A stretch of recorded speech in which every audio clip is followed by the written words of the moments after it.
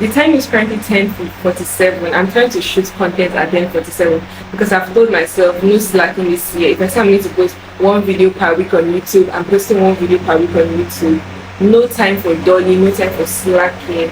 Right now my microphone is not connected, so you can hear some background noises. Don't worry, I'll fix that. Microphone check, 1 2 1 2 1 2 1 2. Happy New Year, YouTube fam. This is my second video ever. How are you guys doing? I hope you're fine. I hope you're good. I hope adulting is nice. I'm excited for this new year. I have so many goals for 2026. And one of my goals for 2026, if you've watched my TikTok video, I was basically saying I want to be disgustingly educated, whatnot. So I set a goal to read 26 books. And I am here to announce to you that I have officially finished the first book of the year and of the month. Somebody shout power. No, because you guys, this year I mean business, and to show that I mean business, I don't want to slack. Like from the first week of January, from the first week of January I was sick. I could not shoot or post content on the first day, on the second day, on the third day. So I had to post backlog of content that I had, maybe from my TV show that I'm on, or my radio show. But if you guys notice, I did not shoot anything new. And I didn't even know that some people are so in love with my editing, and they're like, what's happening? Why have you not posted? Have you given up? I said, for where? Who is giving up in 2026? Hey, my year of breakthrough, me. I'm not going to give up. I'm just getting started. And mind you, even if I wanted to give up, you guys, I have gone to pay for CapCut 1 year subscription. I will not do content care. As how? Well, anyways, I've just been tired. Let me not lie, I was drained out, but I was like, no, it's too early now. I mean it's too early. And your goal, my goal for this year is to have 1,000 subscribers on YouTube at the end of the year. I don't know how it's going to happen, but I have to work hard and post consistently and just try and do my best. Imagine one day, somehow you do a DNA test as a woman and you find out that the children that you have is not for your husband. What would you do in that situation? So let me gist you guys about this book. I don't even know where to start from because it's a lot of things in the book. Disclaimer, there's going to be spoilers. I'm not going to spoil everything, but I'm discussing the book, so I'm going to say some spoilers about the book. So basically this book follows 3 major characters. We have Grayson, we have Bex, and we have Lizzie.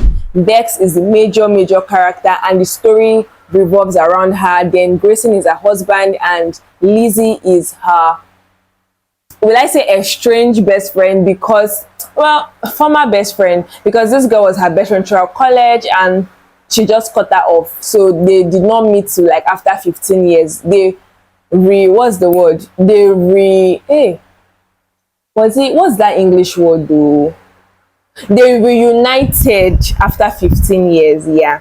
And now they are mothers now and whatnot, right? So this book opens with a police investigation. Where's my microphone? Thank you. So this book opens with a police investigation, right? And it was basically a detective interviewing Lizzie, saying, oh, how do you know the husband of Bex? Because from the first page, you already know that somebody is dead. And who is dead? Grayson, that is Bex's husband, is dead. And so the policeman was just basically asking, oh, how do you know his man? She's like, I don't know him, but I know him. And the policeman or the detective was like, asked how? How do you know somebody but you don't know somebody? And she was like, I know him from Instagram. So we live in an age where you know people but you don't know them. And she knew him because he was sometimes in Bex's content, and Bex is a child wife content creator. So basically Bex has about 6 or 5 children. I'm not sure now, that's 6 or 5, right? And she posts content surrounding her life. So if you watch Nara Smith, that's what Bex does basically. And this book was so recent. It was written in 2025. So I feel like the author got some inspiration from Ballerina Farm and Nara Smith, because it felt like I was reading their lives. And these people were highly religious in the book, right? And Nara Smith, well, I don't know if she's highly religious, but she belongs to one tradition. Is it Mormon? She had one type of, I don't know if it's a brand of Christianity, but it's a religion, sha. And they are very conservative and whatnot. But yeah, that's how the book too is. Let me give you small tea of that ballerina farm. So this ballerina farm is a name of a woman's brand on TikTok, where this woman is a traditional woman. And when you say traditional woman, she's a stay-at-home mom. She does content surrounding, traditional wives, stay at home, cook and clean for your husband, take care of the children. And rumors have it that this woman got admission into Juilliard, right? And I think Juilliard is a school, is like Harvard for, is it singing or dancing? But it's a very important school for creative arts, right? And then she got into this school, but she gave up her admission to get married to a cowboy or a man that stays on a ranch. As they were doing the investigation to find out how Grayson died, we then see flashback into what really happened. And we find out that Bex and Lizzie were best friends, right? So in college, they did college together, and they were done with college. And one thing, two thing, Bex started dating Grayson, and before you knew it, they were living in like separate cities. And one time, Bex then invited her to come to her city so that they could reunite and bond and catch up on old times. They had not seen each other for some months or thereabouts, right? And she's like, okay, fine and good. She bought an expensive ticket and moved there, only for her to get ghosted by Bex. And she was wondering, why did my best friend invite me to this place and ghost me, right? Not knowing that, in fact, let me not even say that one first, but she was just very like, it was weird, because you invited me to a place and the next thing you do not show up, and you know that I do not have much funds, And so she started calling her, texting her, what's happening, where are you? And then she receives an email from Bex saying that she should leave her alone, that she's so obsessed with her that she doesn't want to be her friend again. She never wants to hear from her again. As how now? And when Lizzie saw this, she was very heartbroken, and she said no problem, she just cut off all ties. Now 15 years later, we find out that one day Lizzie was just going through Instagram, stalking her old best friend, and she receives a DM from Bex. And she's like, oh my god, hope I did not mistakenly like her post. Like, how come? What's this coincidence, or what are the odds that this babe, I'm just talking her 1 minute and the next thing she's DMing me?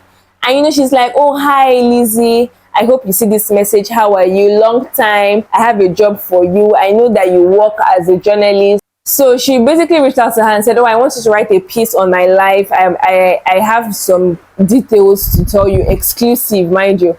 And I don't know if I told you that Lizzie is a journalist, but currently she works with a magazine that is struggling. So all this traditional media, well, you might not know, but like those of us that know, there's sometimes where traditional media struggles and they need online content and they need the help of influencers. And so Lizzie just thinks about it and says, well, I know that I currently do not like this girl anymore, because she cut me off in the most brutal way, but on a flip side, I need her story to be an exclusive to bring traffic to our magazine, right? And then she then thought about that, okay, no problem, since this is an all-paid trip, like she wants to sponsor my trip for me to come to her ranch, for me to now write the story of her life. No wahala, I'm going to go.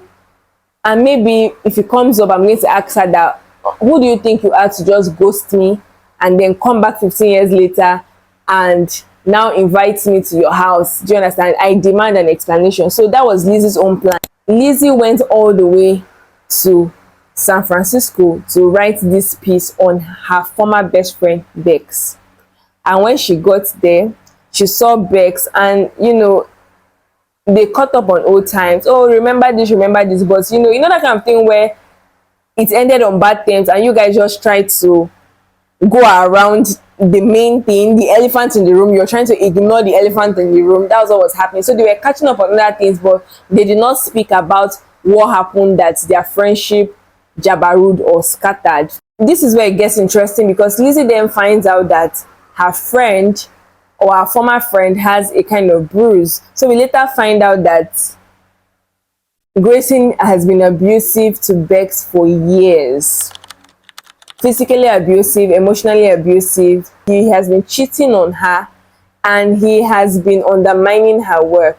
And the annoying thing is that Yes, at the start of the marriage, Grayson had so much money, right? Because he comes from this generational wealth and whatnot. So they got married, and he was the main provider and whatnot. But over the years, their money started finishing due to bad deals. Family business was not doing as much. It wasn't doing well anymore, right? And then this is when Beck started her influencing. And although she already started influencing, but it started kicking off. That's when her influence started kicking off. And you guys know how big influencing is these days. Brands started reaching out to her. She started having her own money, and before you know it, she then became the main source of income in that house. And his ego could not take it. I mean, the average man, we know his ego could not take it that his wife was the one bringing the most money home. And then he was already very controlling towards her, deciding that okay, he wanted to be part of what she was doing, like to be her sort of manager. And he was turning down some deals. In the book, we see that this man has started beating her from day one, even before she got married to him. But somehow she thought that he would change, and then he seemed to change, and he begged for her forgiveness, and she felt okay, no problem, let me forgive him, he will never do it again. But one thing about people that beat women, if he does it the first time, he will do it the second time, the third time, the fourth time, the fifth time, the sixth time, the seventh time, the eighth time, the millionth time. He will continue doing it until he kills you or until you kill him. But instead of people to even kill each other, it is better that when a man hits you once, you leave. But Bex, she was in love and she didn't see him as a monster. Cut the long story short, the reason why this woman said, oh, this is my final straw, I'm never ever going to keep up with this shit anymore, is because she later found out that her 6 children are not her husband's children. Yeah. So when I told my mommy this, I was discussing with my mom. I was like, it's true now. It's possible that some women, they'll go and go and sleep with other men outside, and then later that she knows one woman that went to go. My mother, I don't know. My mother, she bust my brain. She was like, she knows one woman that went to go and do a away match, and later they were telling her to confess. I said, Mommy, no, you didn't even hear what I said. I did not say that this woman or this man discovered that the children are not his. I said this woman discovered that her children are not her husband's children. Do you know what it means? Meaning that she did not sleep with any other man. So how is it possible that these children wey you born no be your husband pikin? The backstory now is that the husband was infertile, and instead of him to communicate to the wife, this thing is giving Stay With Me. If you guys have read Stay With Me by Ayobami something, I can't remember her full name, but this is what happened to the husband. Was a problem, but somehow, because we live in a very patriarchal society, when something is wrong, they blame it on the woman. This woman was busy taking medications and she was okay. The husband that was not okay could not open up to her. Grayson was infertile, shooting blanks, and he could not open up to Beth to say, oh, this I'm the problem. Oh, how can we find an alternative so that you can have children? So the doctor then told him that he needs another man's sperm to mix with his sperm. You see, patriarchy, it tries to massage a man's fragile ego, because his sperm was very useless. But to make the idea seem good to him, the doctor then told him that they are going to mix his sperm that is not working with another man's sperm, right? And then they would then mix it with the wife's eggs, and she would get pregnant. So because they had already told the woman that she was going through, the woman was already going through a lot of testing to give birth to children, so she was doing a lot of insemination into her body, right? So she did not find anything suspicious. So that's how finally the man, he agreed. He went to go meet his best friend, and the best friend agreed, and they were using the best friend's sperm and the woman's eggs, mixing it together to produce children. Yeah. So that is how the wife then found out that these children that I have are not my husband's children. And for her, that was the final straw, because that's a violation of her body. Because what do you mean that I trusted you so much as my husband? We're married for over 10 years. You could not open up to me. You could not tell me. At least, even if that was an alternative, at least carry me along. Let me be able to make a decision and say, okay, I consent to what is going on. You saw her as nothing but a carrier, and you just made decisions on her behalf. So for her, that was a very solid betrayal. And also, she already knew that her husband was cheating on her, right? And she was like, there's nothing in this marriage. What am I in this marriage for? And it's not even as if he's the breadwinner, it is my money, so why am I in this marriage that is not serving me? Clock it, my love. So that's how, she was plotting her escape. I still need to read it because there's so much you can still find out in the book. There's so much plot twist. There's still a lot that happened. One thing that really stood out for me, and one thing that this book really emphasized on, was influencing culture. We look at this child wife content and we consume it and say, oh, maybe I should be a stay-at-home mom. But you're forgetting that behind the scenes, they have nannies, they have people that take care of their chores. They do not take care of their children alone. So they are burning 1, 2, 3, 4, 5, 6. And they are using these children for content, using these children to make money, signing deals. They are building empires. You, with your 150,000 naira salary, you are there watching their content, consuming it, and your God not help you that you are unfortunate to be living in Nigeria. You want to be giving birth to 6 children in this economy, and you are following people like Bex. One thing I didn't like about this book was that it did more of telling than showing. So a lot of things that made me do, oh my God, hey, it was, let's say, a chapter to the end.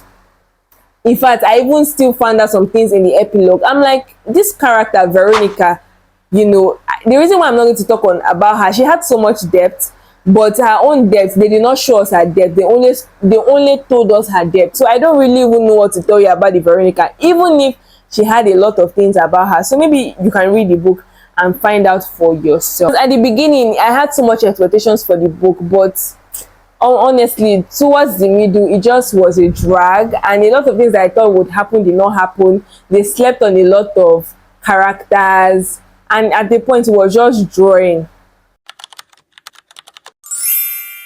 False perfection or social media illusion. I've already spoken about this, where they are painting a picture for you to feel like, oh, this is so easy, this is not stressful. You're buying into the idea of being a traditional woman, of depending on your husband. Meanwhile, in actual sense, behind the scenes, in actual life for Bex, she was not depending on her husband. She was the breadwinner, but she was selling a picture that her husband is the breadwinner. And we also see the cost of fame, the length women will go to achieve this fame, truth, lies, and control. So there's a lot of lies, and these influencers only tell you what they want you to see. They don't really paint the full picture, or it's like half truths. They just tell you half, but they don't tell you the main struggle. And you too, because you're naive, you then buy into that. This book was nice. Will I recommend it? Partially, I'll recommend it to people. I'm going to see you guys in my next video. Please do not forget to like, share, comment, and please share it. Let other people too that are like book lovers get to see my content.